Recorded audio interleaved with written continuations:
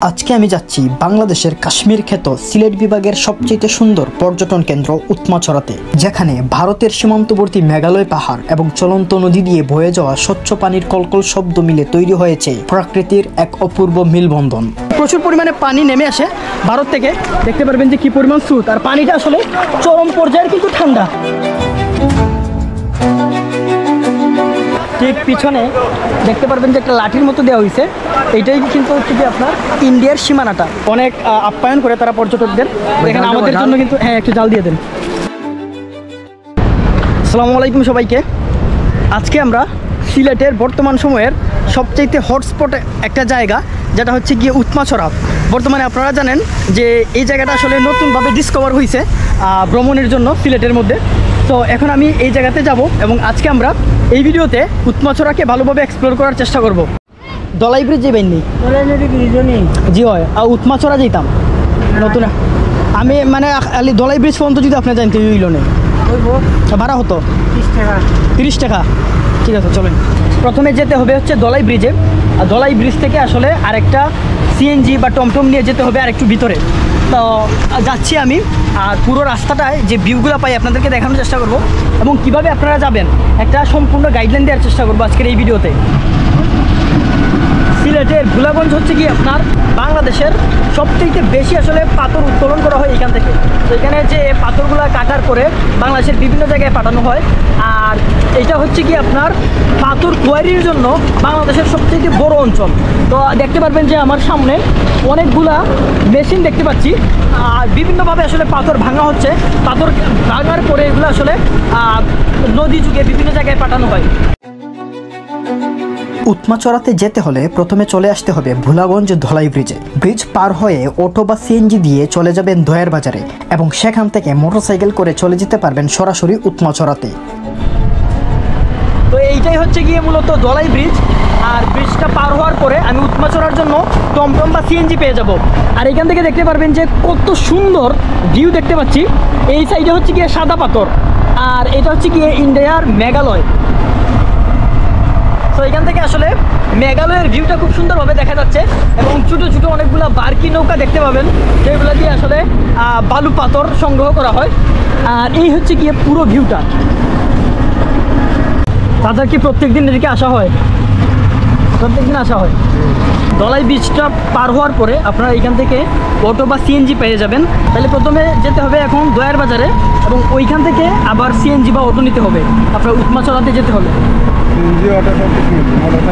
মোটরসাইকেলও পাওয়া যায়।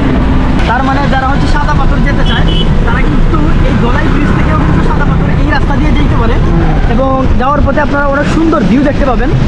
আর ওইদিকে যে ফেরি দিয়ে যাওয়া, এটা আসলে পরিচিত হয়ে গেছে সবার কাছে, তার জন্য সবাই আসলে ওই রাস্তা দিয়ে যায়। অনেক সুন্দর একটা দৃশ্য দেখতে পারবেন, যেহেতু হচ্ছে কোম্পানিগঞ্জ পুরোটা সীমান্তবর্তী এলাকা। তো আসলে কোম্পানিগঞ্জের যে দিকে আপনি যাবেন পাহাড় দেখতে পাবেন, যেটা হচ্ছে গিয়ে ইন্ডিয়ার মেঘালয়ের পাহাড়।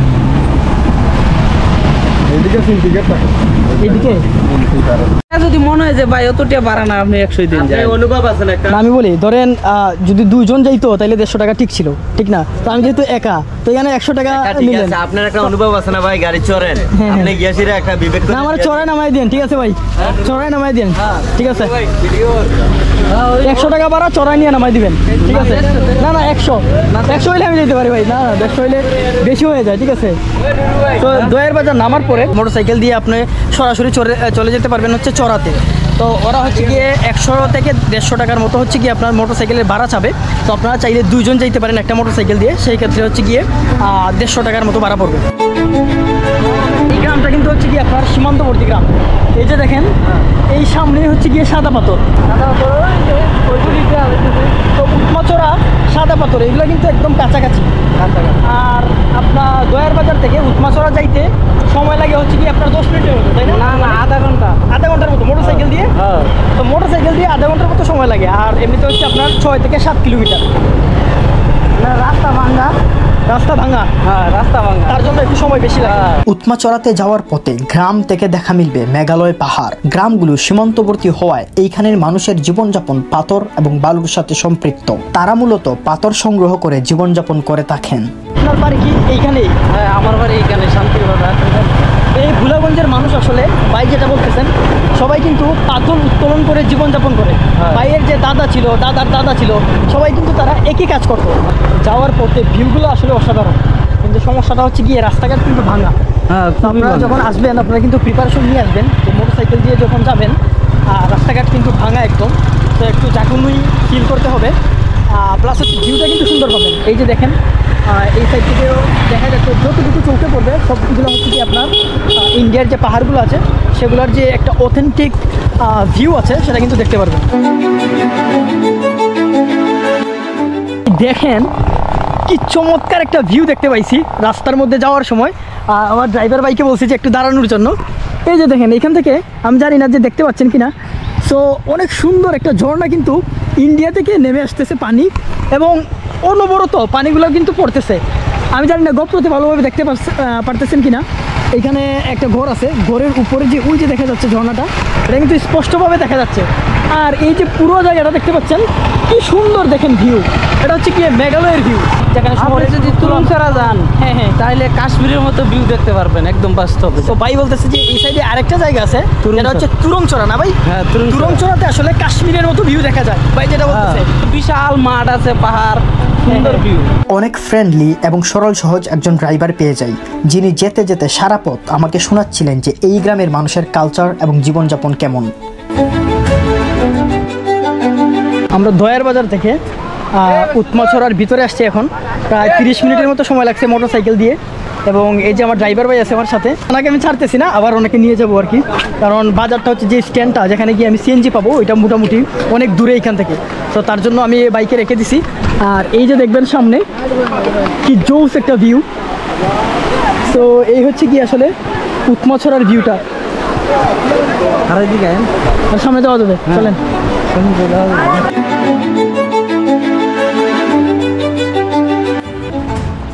তো আমরা একটু নিচে যাব, যদিও সাদা পাথরে ঘুরে আসছি, মোটামুটি দেখতে সাদা পাথরের মতোই, কিন্তু কিছুটা ডিফারেন্ট।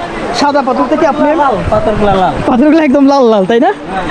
সাদা পাথরগুলা সাদা। হ্যাঁ, আর সাদা পাথরে হচ্ছে কি আপনার ভারতটা মোটামুটি অনেকটা দূরে, আর উৎমাছড়া থেকে এই যে দেখতে পাচ্ছেন এটা কিন্তু ভারত, সো অনেক কাছে। এই ব্রিজটা ভাই, ব্রিজটা ইন্ডিয়ার ব্রিজ, মূলত ব্রিজটা না? চলেন চলেন, মূলত ব্রিজটা আরো ব্রিজ। এবং এইখান থেকে আসলে ছবিগুলো অনেক সুন্দর হয়। বর্তমান সময়ের আসলে এই উৎমাছড়া হচ্ছে কি খুবই ট্রেন্ডিং একটা প্লেস। বেশি দিন হয় নাই যে এই প্লেসটা আসলে ডিসকভার হয়েছে, তো অনেক পর্যটক কিন্তু আসছেন। কি অবস্থা ভাইরা, কোন জায়গা থেকে আসছেন? লোকালি, কোম্পানিগঞ্জেই? ঠিক আছে ভাই, তারপরে ঘুরতে আসছেন, ভালো লাগে তাই না? ঠিক আছে।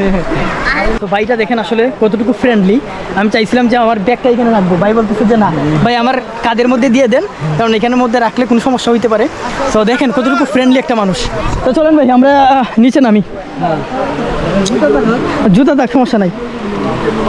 তো আমরা এখন একটু নিচে যাওয়ার চেষ্টা করবো।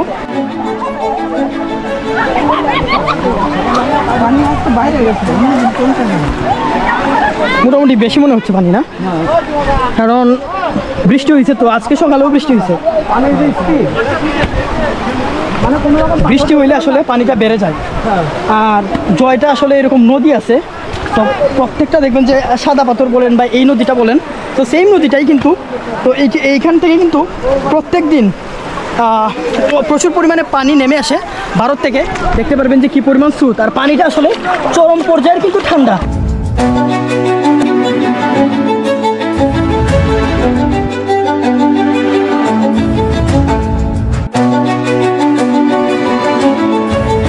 এই জায়গাটা কিন্তু এখনও এত বেশি মানুষ চিনে না, তো যারা চিনতেছে তারা কিন্তু আস্তে আস্তে আসতেছে, এবং দেখতে পারবেন যে এমন একটা সময় আসছে এখনও কিন্তু অনেক পর্যটক আছে এখানের মধ্যে। আর বর্তমানে দেখতে পারবেন যে আপনি টিকটক, তারপরে হচ্ছে গিয়ে ইউটিউবের মধ্যে কিন্তু ট্রেন্ডিংয়ে আছে এই জায়গাটা, কারণ মাত্র যেহেতু এই জায়গাটা মানুষ চিনতেছে, তো আসলে সবার একটা ইন্টারেস্ট এই জায়গার প্রতি। কি পরিমাণ স্বচ্ছ পানি আসলে, অনেকটা জায়গা মোটরসাইকেল দিয়ে আমরা কিন্তু আসছি, প্রায় 30 মিনিটের মতো সময় লাগছে। আর এখানে আসার পরে যেহেতু পানিটা অনেক ঠান্ডা, তাই অনেক ভালো লাগতেছে। কারণ আজকে অনেক গরম, প্রায় হচ্ছে আপনার 36 ডিগ্রির মতো সেলসিয়াস, তো প্রচুর গরম। আর যেহেতু বৃষ্টি হয়েছে, বৃষ্টির কারণে আসলে পানিটা প্রচুর পরিমাণে আসতেছে। নিচে কিন্তু ছোটো ছোটো অনেকগুলো মাছ দেখতে পাইছি, যেগুলো আসলে খালি চোখে দেখা যাচ্ছে না, কিন্তু নিচে খুব সুন্দর সুন্দর কিছু মাছ আছে। আর যেহেতু হচ্ছে গিয়ে পানিটা নেমে আসতেছে ভারত থেকে, তার জন্য পানির মানে ঠান্ডা, এত পরিমাণ ঠান্ডা পানিটা, মানে হাতে যখন নিচ্ছি মনে হচ্ছে যে ফ্রিজের পানি, এই পরিমাণ ঠান্ডা পানিটা। এবং দেখবেন এই যে লোকাল যত ভাইয়েরা আছেন তারা কিন্তু এখানের মধ্যে গোসল করতেও আসেন। আমি এখন জাস্ট সাদা পাথরে গোসল করে আসছি, না হয় এই উৎমচরাতে গোসল করতাম। কি পরিমাণ ঠান্ডা স্বচ্ছ পানি, মানে দেখলেই মনে হবে যে আসলে গোসল করে ফেলি।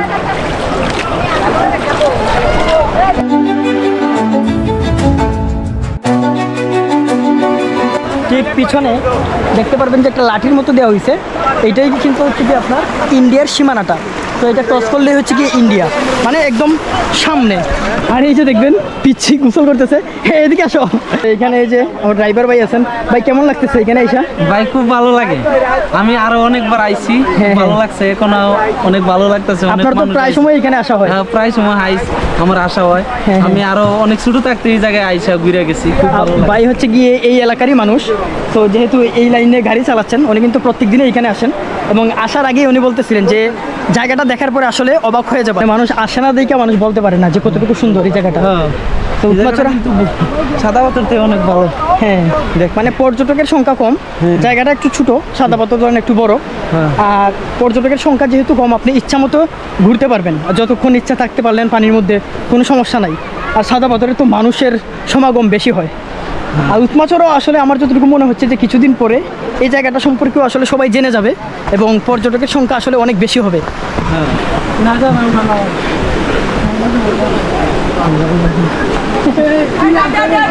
তারপরে এইখানে আসার পরে আপনারা এরকম কিছু ছোটো ছোটো দোকান দেখতে পারবেন, যেখানে আসলে এই যে ডাব, তারপরে হচ্ছে জাম, এগুলো বিক্রি হচ্ছে। জাম খাবেন? না। জাম কেমনি বিক্রি করেন? জাম ভাই এই যে মনে করেন 10 টাকা লাগলে 20 টাকা লাগলে 10 টাকা দেন তো দেখি। 10 টাকা দিব। তো এখান থেকে আমরা কালো জাম নিচ্ছি, জামগুলো খাবো। তো যেহেতু গরমের সময় ভাই আপনারা মানে মানুষের ভালোবাসা পাওয়ার জন্য আমরা জাম দুটো বাড়িয়ে দিচ্ছে। তো দেখেন তারা চাচ্ছে যে পর্যটকরা এখানে আসুক, অনেক আপ্যায়ন করে তারা পর্যটকদের। দেখেন আমাদের জন্য কিন্তু, হ্যাঁ একটু জাল দিয়ে দেন, তো 2টা দেন 10 টাকা করে, বাইরের জন্য একটা আমার জন্য একটা। মানুষ যদি ভাই ভালোবাসা পায় তাহলে আমাদের এই জায়গায় আসবে। না আস্তে আস্তে তো এখন মানুষ জানতেছে, বুঝছেন এই জায়গা সম্পর্কে। জায়গাটা অনেক সুন্দর, কিন্তু পর্যটকের সংখ্যা কম। কিন্তু আমার যতটুকু মনে হচ্ছে যে এক সময়ে আসলে এই জায়গাগুলো ভরে যাবে, পর্যটকদের জন্য আসলে হাঁটা যাবে না, এরকম একটা অবস্থা হবে।